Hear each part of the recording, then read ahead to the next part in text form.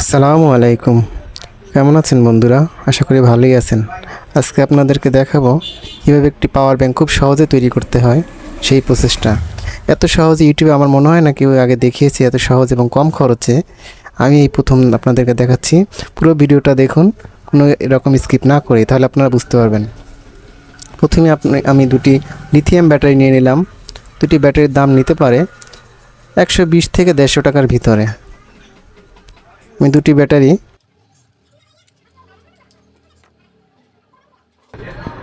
Parallel করে connection দিয়ে নেব। প্যারালাল বলতে আপনার দুটি প্লাস একসাথে কানেকশন করব এবং দুটি মাইনাস একসাথে কানেকশন করব।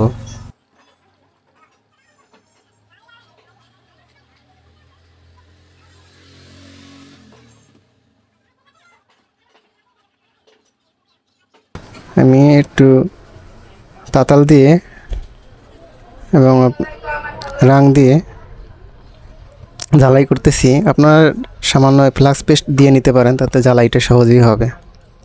অনেক সময় ঝালাই লাগতে চায় না, ফ্লাক্স পেস্টটা দিলে সহজেই ঝালাইটা লাগে।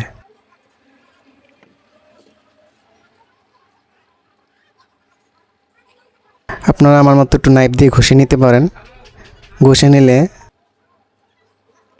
ঝালাইটা সহজে লেগে যায়, সমস্যা হয় না।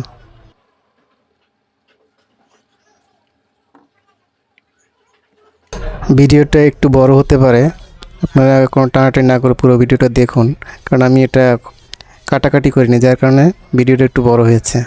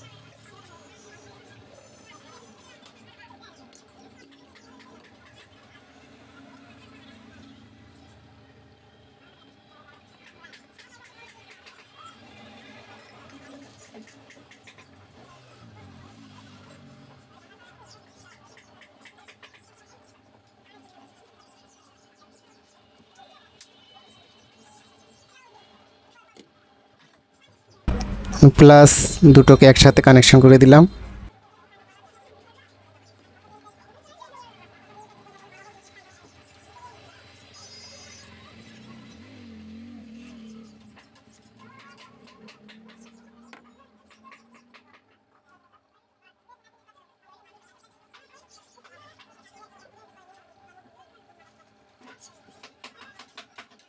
ইউটিউবে অনেকেই দেখেছি যারা স্পট ওয়েল্ডার দিয়ে ব্যাটারি কানেকশন করে। আমার কাছে স্পট ওয়েল্ডার নেই, যার কারণে আমি তাতাল দিয়েই কাজটি করছি। আপনার কাছে স্পট ওয়েল্ডার না থাকলে আপনি আমার মতো করে ঝালাইগুলো করে নিতে পারেন।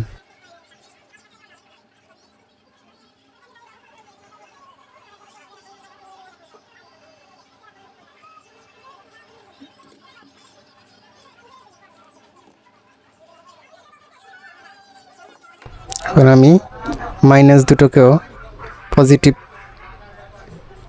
নেগেটিভ দুটোকে আমি কানেকশন করে নিচ্ছি।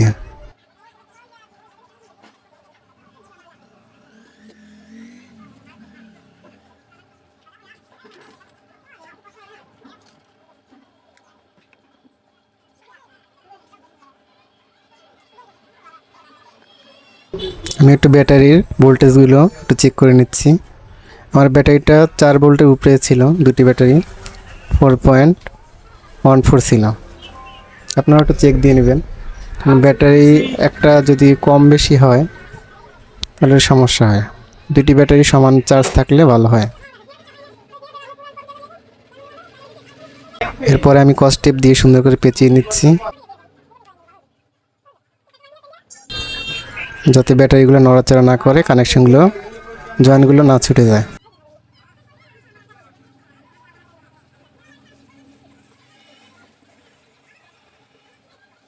ব্ল্যাক টিপ দিয়ে সুন্দর করে আমি এটাকে পেঁচিয়ে ব্যাটারি দুটোকে একসাথে অ্যাডজাস্ট করে দিলাম। আপনিও ব্ল্যাক টিপ দিয়ে দুটি ব্যাটারিকে একসাথে কানেকশন করে একসাথে পেঁচিয়ে নিতে পারেন, যাতে এটা নড়াচড়া না করে। নড়াচড়া না করলে কানেকশনগুলো ছুটে যাওয়ার সম্ভাবনা, ডিসকানেক্ট হওয়ার সম্ভাবনা থাকবে না। এরপর আমি একটা সাদা টিপ দিয়ে পুরো ব্যাটারি দুটোকে ভালো করে অ্যাডজাস্ট করে নিলাম, বেঁধে নিলাম।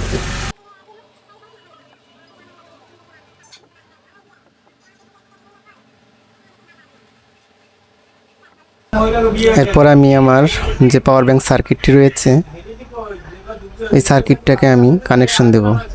সার্কিটটা আপনাদের বাজারে 60 থেকে 80 টাকা বা 100 টাকার ভিতরে আপনারা পেয়ে যাবেন, সর্বোচ্চ 100 টাকা নিতে পারে। এরপর আমি পাওয়ার ব্যাংকের সার্কিটটাকে কানেকশন দিয়ে নিব।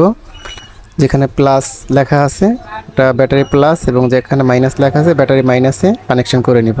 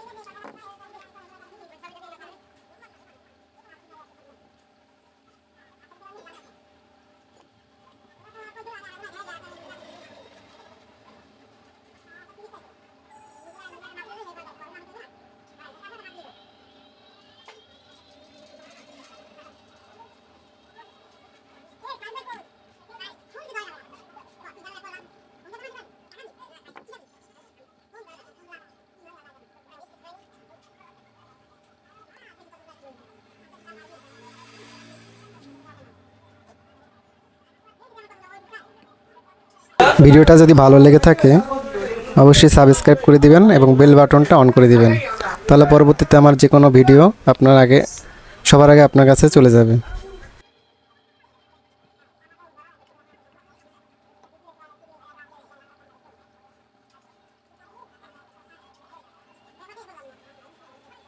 ইউটিউবে অনেক ভিডিও রয়েছে পাওয়ার ব্যাংক বানানোর, কিন্তু আমার যে পাওয়ার ব্যাংকটা আমি বানিয়েছি সেটা একদমই কম খরচে। শুধু দুটি ব্যাটারি, একটি পাওয়ার ব্যাংক সার্কিট আর একটি গ্লু গান দিয়ে আমি পুরো কাজটি সম্পূর্ণ করেছি। আপনার সম্পূর্ণ ভিডিওটাই দেখলে বুঝতে পারবেন। বাড়তি কোনো সরঞ্জাম এখানে নেই।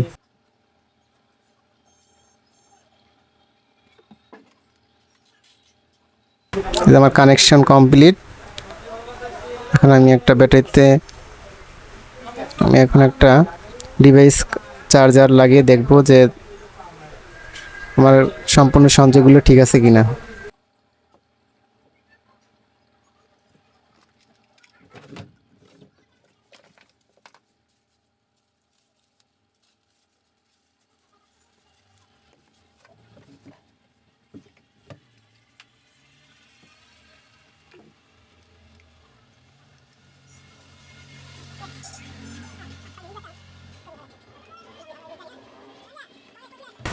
আমার কানেকশনগুলো কমপ্লিট। এখন আমি আমার গ্লু গান দিয়ে তারগুলোকে গ্লু গানের আঠা দিয়ে লাগিয়ে দেব, যাতে পরবর্তীতে কোনো টান লেগে গ্লু গানের আঠাগুলো না ছিঁড়ে যায়।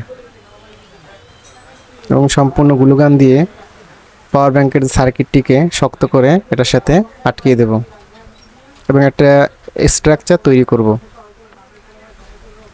কারণ এখানে বাড়তি কোনো প্লাস্টিকের কোনো বক্স বা কোনো কিছু নেইনি, যার কারণে পুরো সম্পূর্ণ গ্লু গান দিয়ে আমাকে এটাকে স্ট্রাকচার তৈরি করতে হবে।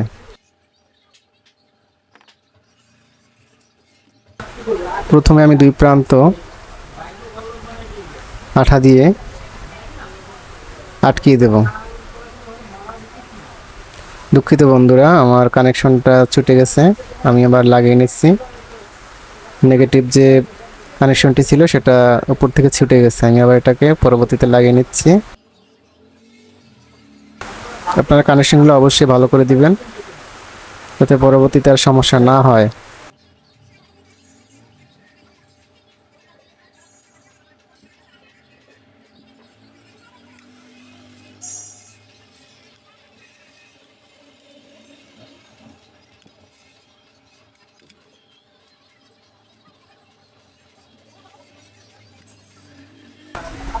এখন আমি গ্লু গান দিয়ে প্রথমেই পাওয়ার ব্যাংক সার্কিটটাকে ব্যাটারির সাথে আটকিয়ে নেব।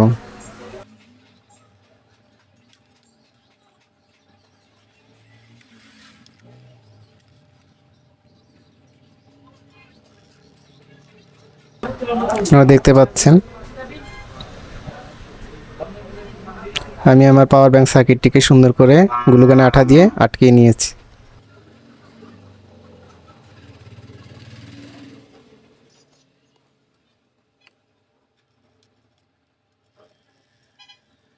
একইভাবে আমি ব্যাটারির পজিটিভ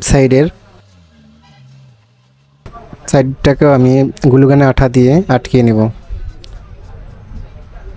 এবং একটা সুন্দর স্ট্রাকচার তৈরি করার চেষ্টা করব।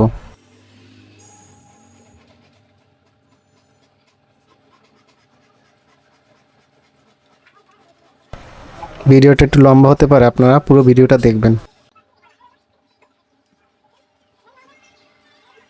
তারপর উপরে দিয়ে আমি গ্লু গানের আঠা দিয়ে দাগ দাগ দিয়ে দিব। আস্তে আস্তে সম্পূর্ণ বডিটাকে ঢেকে ফেলার চেষ্টা করব।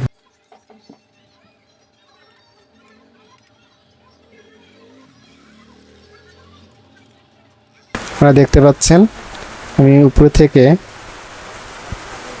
থেকে নিচে লম্বা করে দাগ দেওয়ার চেষ্টা করেছি, একটার পর একটা, পাশাপাশি একটার পর একটা আমি দাগ দেওয়ার চেষ্টা করেছি।